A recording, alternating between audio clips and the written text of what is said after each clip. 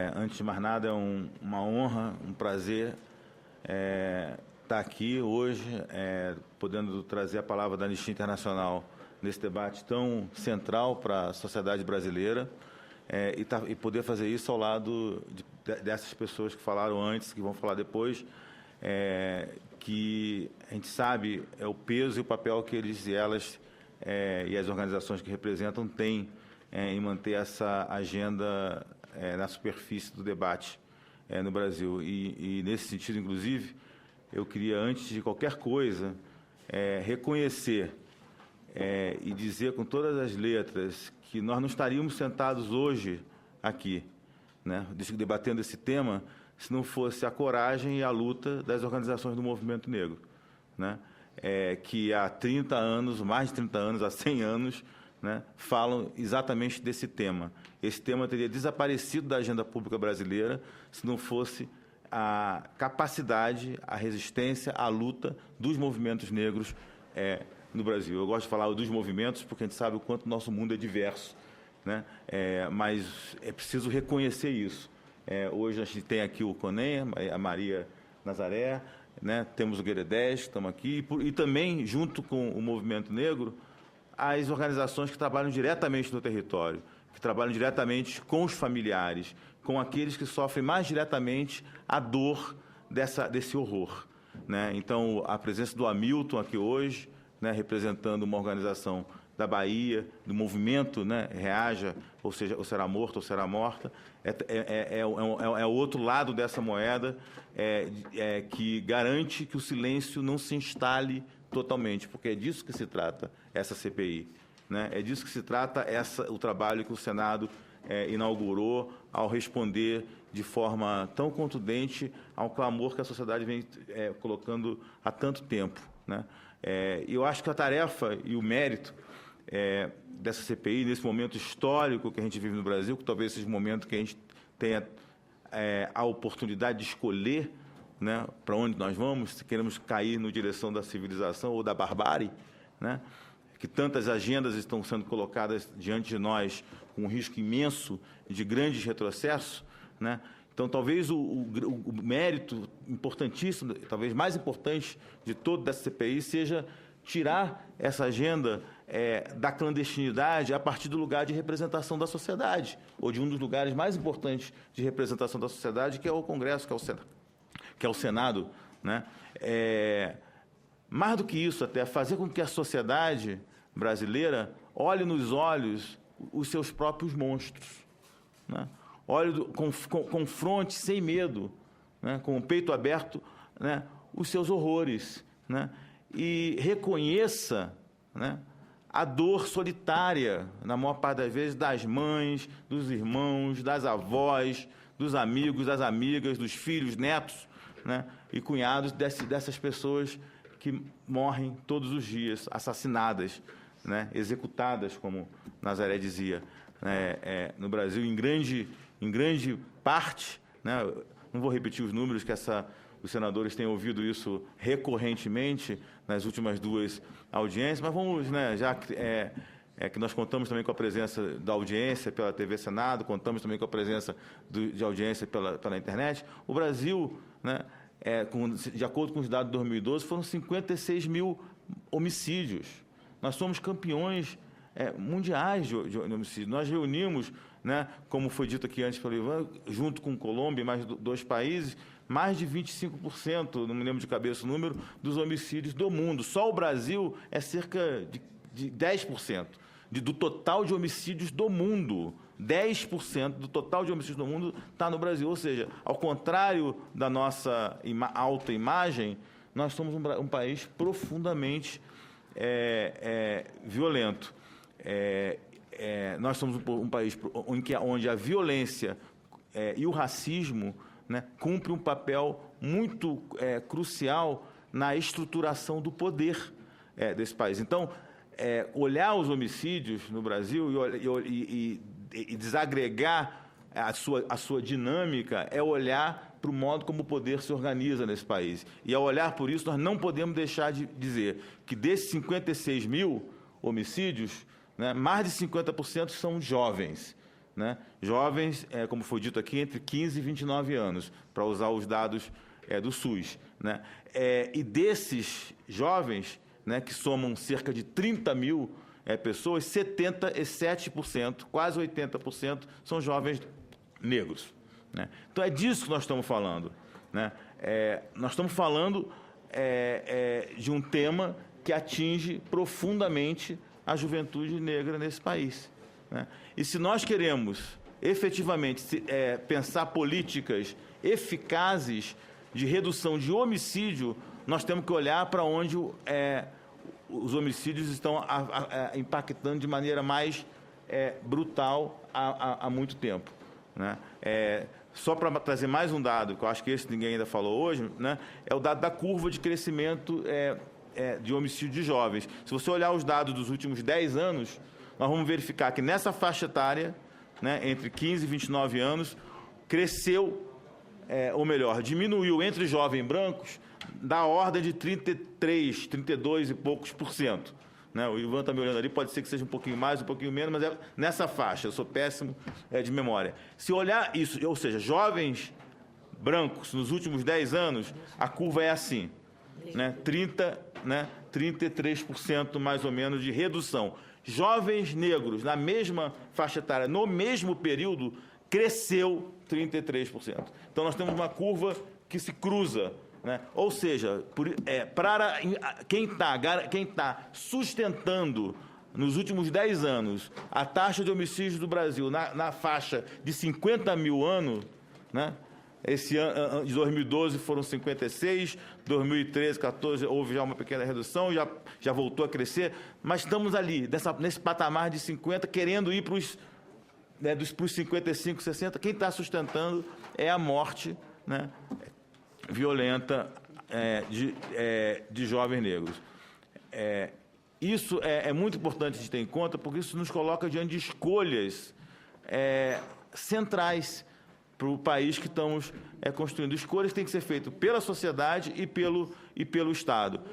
Não é apenas um problema da segurança pública, né? É um problema do conjunto da sociedade e do Estado brasileiro. Um dos grandes erros que se comete nesse debate é reduzir isso a um debate apenas de segurança pública. É evidente que é um debate de segurança pública também, se pensarmos segurança pública como uma política de garantia de direitos, se pensarmos a segurança pública como uma política que garanta a possibilidade de uma vida sem violência para todas as pessoas, né? E esse é um pouco o debate que a gente precisa fazer, porque não é a realidade do Brasil. Se nós pensarmos, né, se olharmos os dados de homicídio da década de 80, 83, né, mais ou menos, até 2013, né, nós vamos constatar um crescimento, na verdade, de 80 a 2012, para ser mais exato, um crescimento na taxa de homicídio de 148,5%. Né? 1,2 milhão de pessoas foram assassinadas. Agora, veja que paradoxo. Esse é o período que o Brasil fez a sua grande revolução democrática. Nós saímos de 1982, de 1980 a 2012, foi o período que nós fizemos a maior... o período de democracia mais longo e mais sustentado na história do Brasil. E é justamente o período em que nós tivemos essa explosão de homicídios. Ou seja, claramente a nossa democracia a nossa transição para a democracia deixou de olhar uma dimensão fundamental do modo como o poder se organiza. Por isso que eu comecei a falar na dimensão da violência e na dimensão do racismo. Nós não fomos capazes de trazer para a conversa da sociedade o tema da segurança pública, por exemplo, né? Porque esse é uma área que tem um papel central na manutenção dessa lógica. Né? Nós falamos da saúde, nós trouxemos o campo da saúde, o campo da educação, o campo das políticas sociais. Nesse período temos ainda muito a caminhar, mas evidentemente que todo mundo reconhece que avançamos muito. Né? Avançamos muito, inclusive na agenda da exclusão social, da pobreza, da miséria, da redução da desigualdade até um certo patamar, mas não fomos capazes de incorporar a agenda da segurança a esse debate. Continuamos a ter uma polícia, continuamos a ter um sistema de segurança que mantém, sustenta o modelo adotado construído e posto em prática, sobretudo durante o período da ditadura militar, ou da ditadura civil militar. É preciso lembrar que uma das recomendações que saiu do relatório da Comissão Nacional da Verdade toca justamente nesse ponto. Relaciona o passado com o presente e pede, na recomendação de número 20, a desmilitarização e a reforma das polícias militares. Não vamos esquecer, porque essa comissão encerrou seu trabalho agora, ontem, em dezembro. Essa é uma recomendação que está esperando, aliás, todas elas estão esperando desdobramento. Então, é importante dizer que há uma crise sistêmica da segurança pública no Brasil em todos os níveis, né? Dos níveis, uma das dimensões dessa crise que atinge de frente a juventude, em particular a juventude negra, é a lógica da guerra, né? É a política, é a estratégia da guerra que, no final das contas, acaba fazendo uma escolha sobre um indivíduo que é mais matável do que o outro, né? A política da guerra, né, informada pela lógica da guerra às drogas, sobretudo, né, que é outro tema que a gente precisa ter coragem de falar, ela tem se prestado hoje no Brasil à naturalização, né, das execuções sistemáticas de jovens negros das periferias e das favelas brasileiras. E, junto com eles, vários e muitos jovens não negros, né? Porque essa lógica gera um sentimento de exceção, de admissibilidade. É como se a sociedade dissesse: que pena, né? Mas o combate ao crime, o combate à droga leva a danos colaterais. E esses danos colaterais são não apenas, né, de jovens ou meninos ou adolescentes que, por uma razão ou outra, se encontravam em desvio da lei, mas isso não significa que eles deveriam morrer, né? Se encontravam, sim, muitas vezes, né, envolvidos com situações, né, de tráfico. É importante que a gente reconheça isso, mas isso não significa que eles deveriam ser executados, né? Mas a sociedade autoriza, né, que a polícia entre e execute. E, em nome dessa autorização, a polícia também executa muitos que não têm absolutamente nada a ver, como o caso recente no Alemão do menino Eduardo, como o caso recente em Belém, que ela acabou de relatar, que foi um objeto de uma ação urgente da anistia, inclusive, o caso que certamente o Hamilton relatará com muito mais propriedade de Cabula, né, recentemente na Bahia, e muitos outros casos passados, né, como nós temos agora fazendo aniversário de 25 anos da chacina de Acari, que até hoje, onde 9 jovens, se não me engano, foram sequestrados, desaparecidos. Até hoje não temos notícia, né? A luta deles só não desapareceu porque se criou o movimento As Mães de Acari, que são guerreiras, a quem nós devemos muito, né? E que deixou uma delas na estrada, também assassinada, né? Que agora está às vésperas de prescrever o caso da Edmeia, que foi uma das mães que foi assassinada ao longo desse processo.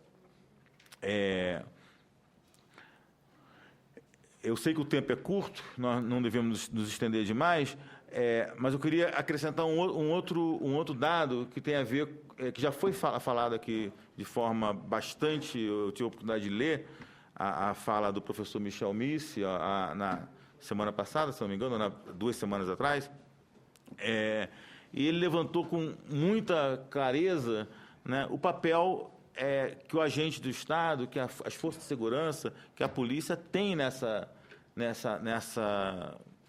tragédia, né? Até porque o grau de pobreza sobre o grau de ausência de informação sobre as circunstâncias dos homicídios é tão gigante, né, que, ao olhar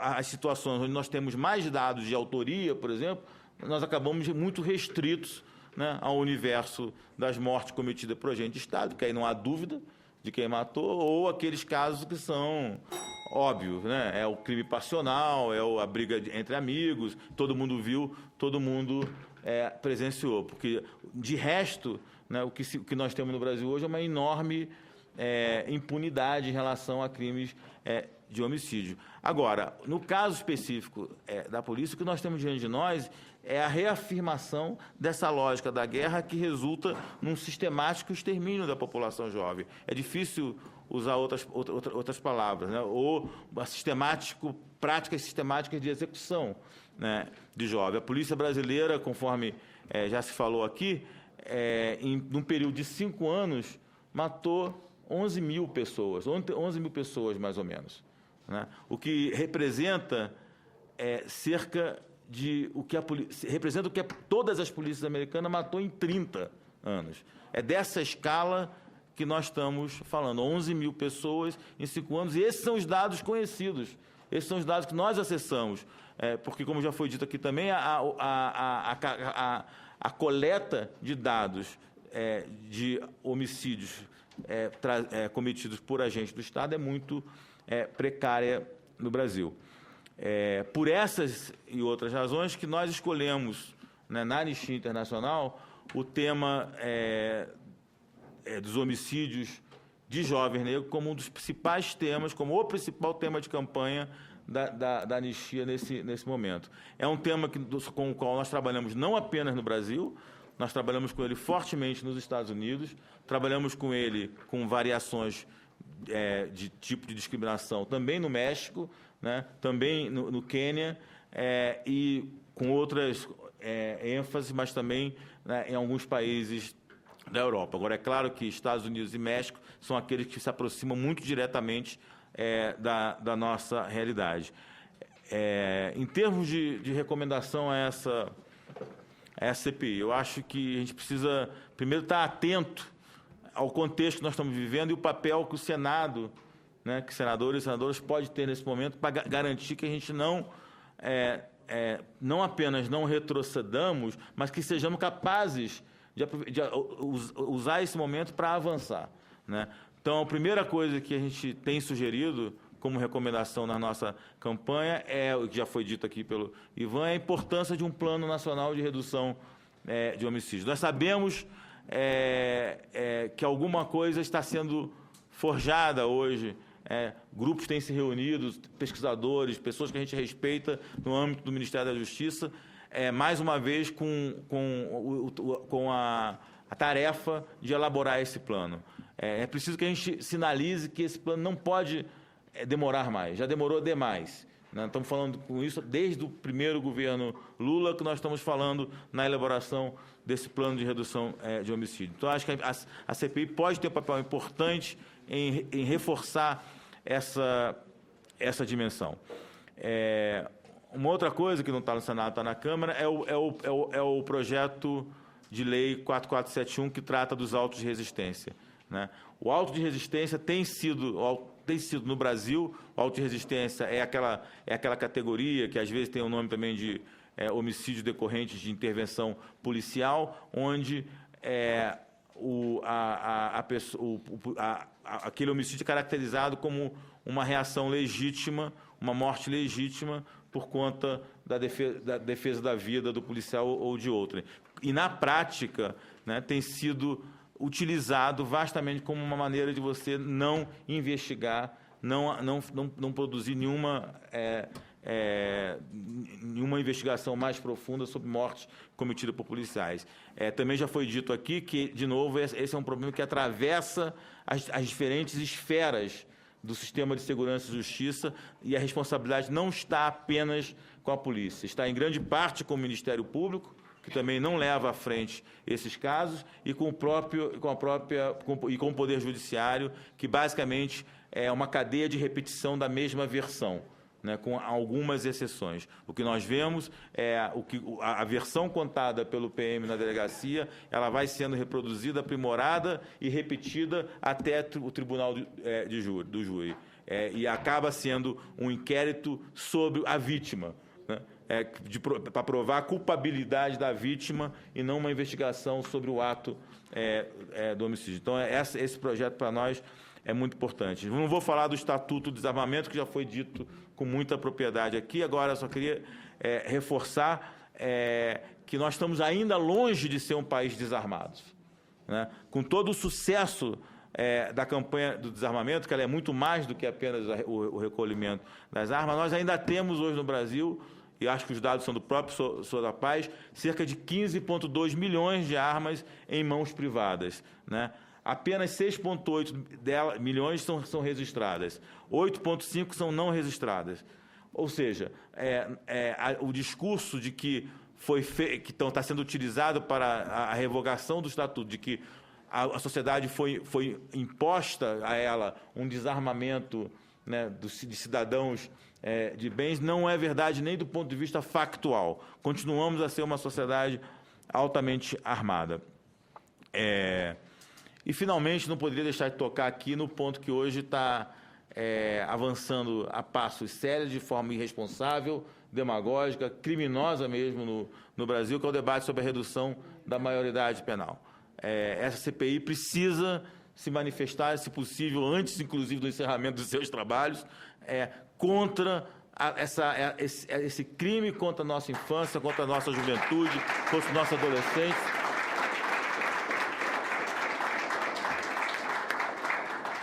Que seria a redução da maioridade penal. Se o Brasil der esse passo, nós estaremos sinalizando para o mundo o total abandono, a total irresponsabilidade nossa em relação aos nossos adolescentes e aos nossos jovens, que são, antes de mais nada, vítimas da violência e não perpetradores da violência. Nós não podemos responder a